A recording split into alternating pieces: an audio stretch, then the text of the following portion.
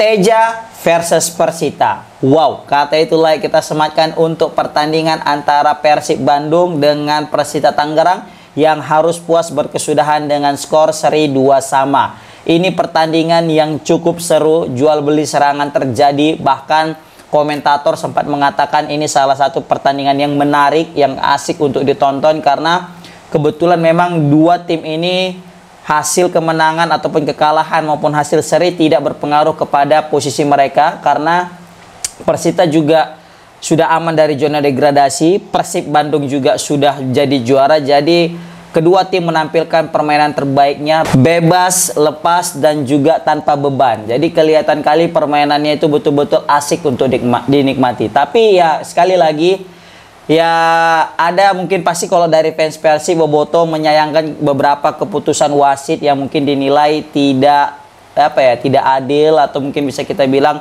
merugikan Persib Bandung. Aku nggak tahu ya kenapa, memang kadang-kadang ada juga memang kepikiran gitu kan. Kenapa bukan fans Persib nih? Kayak kepikiran gitu kan. Tak kenapa kalau misalnya VAR ini ya kan, kalau misalnya lawan Persib, apalagi kalau misalnya itu merugikan Persib, itu hidup VAR ya. Tapi kalau misalnya udah menguntungkan Persib kayak macam bukan nggak berguna ya, maksudnya nggak hidup VAR ya. Gitulah mungkin kalau kata netizen atau fans daripada Boboto ini kan yang mengatakan, "Bang, kalau VAR untuk lawan Persib tuh nggak aktif tuh," katanya. Tapi kalau udah merugikan adalah aktif. Kan memang di sini juga kembali lagi ke judul tadi ya, masalah Teja tadi. Udahlah, aku nggak bahas banyak lah VAR tadi. Mungkin kalian udah bisa komen di kolom komentar tentang VAR tadi. Nah, di sini Teja itu betul-betul gila coy, serius.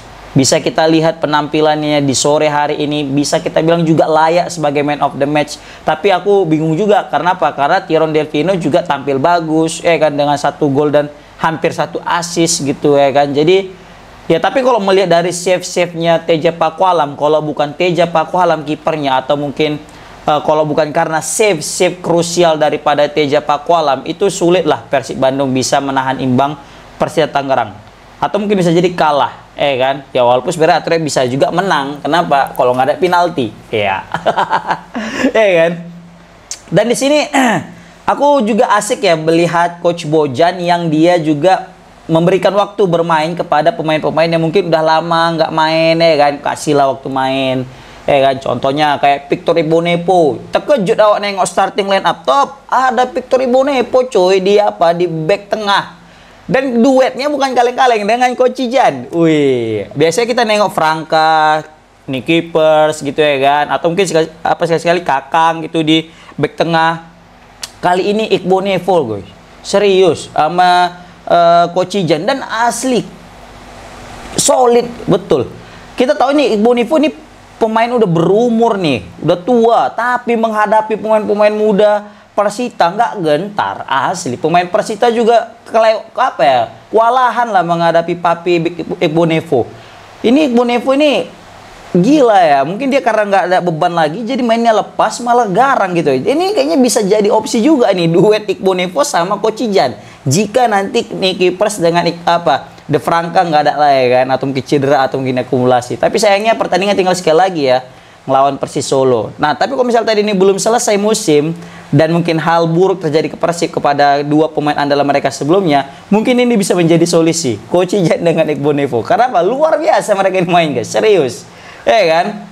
Tapi terlepas daripada itu, kita juga menyoroti kayak pemain-pemain semacam Jalnando yang udah lama nggak main sebagai starter, diturun ke starter. Teja Pakualam tadi yang aku bilang, baru juga ya Robi Darwis, ya kan, baru juga Hen kan. Biasanya ini kan pemain-pemain yang menjadi super sub, tapi diturunkan nama Coach Bojan sebagai pemain starter, ya karena memang Persib udah juara mah bebas menentukan squad yang ada gitu ya kan. Bahkan bisa aja tuh kayak dibuat kayak lawan MU, bukan lawan MU, waktu MU lawan Arsenal, yang mana MU menurunkan 8 pemain back dan menyisakan 2 pemainnya pemain depan. Bisa aja gitu ya kan. Tapi mungkin Coach Bojan juga merespek ya kan dengan para pemain Persita, dan juga memang butuh penyegaran, butuh ngasih jam terbang, makanya semua ya sesuai dengan porsinya. Oke.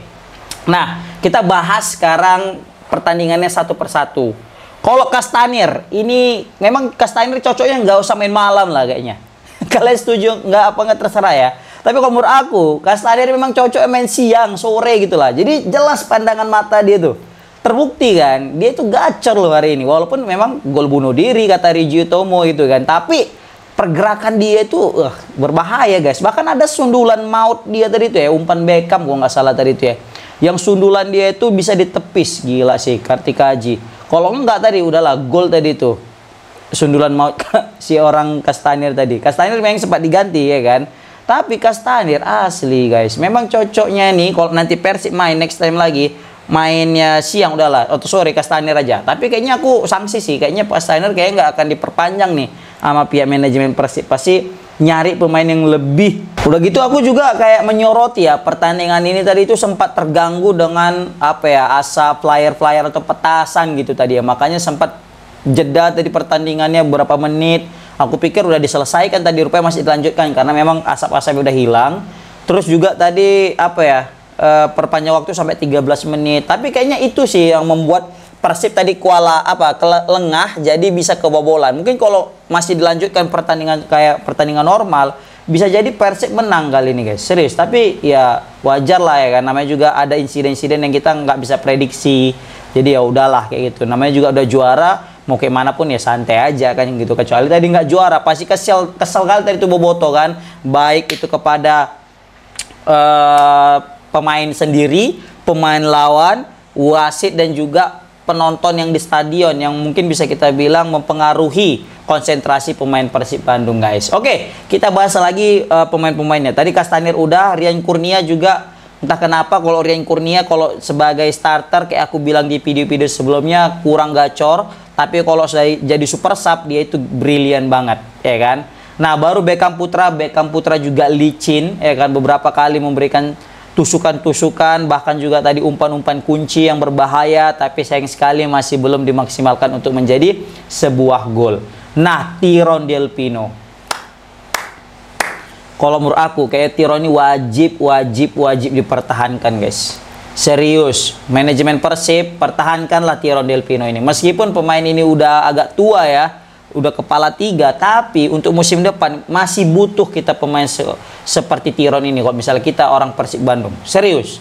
Kenapa? Karena ini Tirone ini bisa sebagai supplier dan bisa menjadi scorer. Dia itu bisa, tidak hanya bisa untuk memberikan umpan guys, mencetak gol juga bisa. Lihat gol Persib, dua-duanya gol Persib di sore hari ini itu ada kontribusi besar daripada Tirone. Gol pertama crossingnya, walaupun sebenarnya gol bunuh diri, tapi di situ berkat crossingnya dan juga dibantu dengan pergerakan berbahaya si Castanhier. Gol kedua umpan Maklok dari sudut sempit dia bisa cetak gol. Ini kan menunjukkan meskipun dia bukan sebagai posisi sebagai striker, tapi instingnya itu tajam melebihi striker. Terbukti dia sudah mengoleksi 17 gol. Ini bukan torehan yang sedikit guys. Bahkan bisa kita bilang salah satu pemain terbaik musim ini bisa jadi jatuh kepada Tirone menurut aku. Tapi komen di kolom komentar menurut kalian siapa pemain terbaik musim ini guys. Baru Adam Alis, ya seperti biasa Adam Alis sebagai pengontrol lini tengah Persib sehingga keseimbangan lini tengah Persib itu terjaga. Robby Darwish juga cakep ya kan, makanya dia bermain juga hampir 90 menit. Baru masuk Maklok menggantikan. Nah ketika udah masuk Maklok tadi lah baru jelas Persib itu banyak sekali umpan-umpan yang berbahaya. Bahkan tadi itu ada umpan Maklok ya, yang mana di situ David da Silva, kalau bisa tadi itu David da Silva memaksimalkan, boom, udah killing the game tadi itu, udah menang 3-1. Tapi mungkin karena David da Silva juga udah lama nggak main, terus mungkin udah beda situasinya, ditambah lagi juga ya turun di penghujung laga, jadi mungkin kurang panas. Jadi ketika ada momentum cetak gol dia masih belum siap, dan terbukti tadi itu sundulannya masih membentur tanah ke atas. Padahal kalau mungkin biasanya kayak kata komentator tadi itu biasanya gitu si David da Silva DDS pasti udah bisa nyetak gol melalui pulang-pulang gitu guys ya kan. Padahal tadi hampir aja, tapi sekali lagi mau menang mau kalah mau seri juara mah bebas. Jadi Persib ya udah ini nggak masalah ya, walaupun pasti jengkel para peboto dengan berbagai macam insiden yang ada. Kemudian Jalnando tadi sempat membuat kesalahan dengan penalti, dan disinilah titik balik banyak orang yang komentari masalah wasit ya kan. Baru juga hand-hand Iqbal seperti yang kita bilang menjadi pembeda di pertandingan kali ini. Tua-tua keladi, makin tua makin menjadi. Aku nggak tahu apakah ini menjadi musim terakhir daripada Victor Iqbal. Kalaupun memang jadi musim terakhir, ini menjadi apa ya, penutupan yang manis lah bagi Victor Iqbal di Persib Bandung, karena dia berhasil meraih gelar juara di penghujung karirnya di Persib. Kemudian Coach Ijan juga untung aja nggak nyeleneh ya. Biasanya kita tahu Coach Ijan ini banyak kali melakukan pelanggaran-pelanggaran yang nggak perlu, tapi kali ini dia betul-betul lugas, tegas di bawah kepemimpinan seorang Iqbal. Ya memang Iqbal ini menjadi panutan nih sih bagi seluruh pemain Persib ya kan. Dan terakhir Teja Pakualam.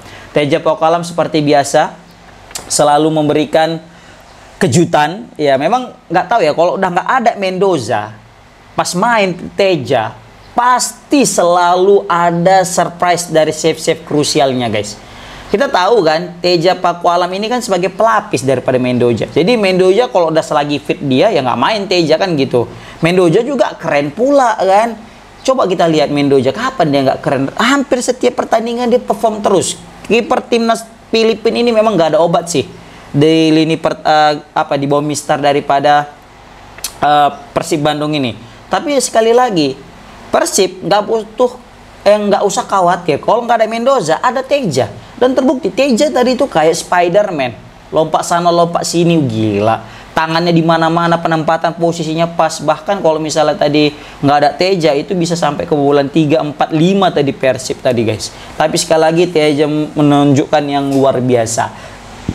Dimas Derajat tadi sempat main, Febri Haryadi juga sempat main, begitu juga dengan Ahmad Agung, tapi masih belum bisa memberikan kontribusi nyata guys. Tapi yang jelas Persib seri tapi tetap menjadi juara ya kan. Sedangkan Persita juga tadi mungkin penonton udah sempat kesal ya, jadi hasil seri juga lumayan lah mengobati daripada fans Persita.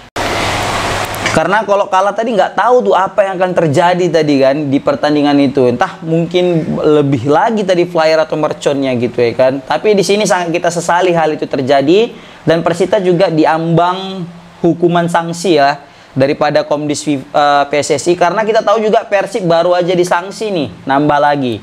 Nah, untuk masalah sanksi Persib ini kayaknya enaknya kita bahas di konten selanjutnya. Jadi untuk para boboto yang nonton video ini, nanti aku akan buat video khusus tentang sanksi yang diterima Persib Bandung. Oke, komen di kolom komentar gimana pendapat kalian guys tentang pertandingan antara Persib Bandung melawan Persita Tangerang yang berkesudahan dengan skor 2-2. Oke, komen di kolom komentar. Assalamualaikum warahmatullahi wabarakatuh.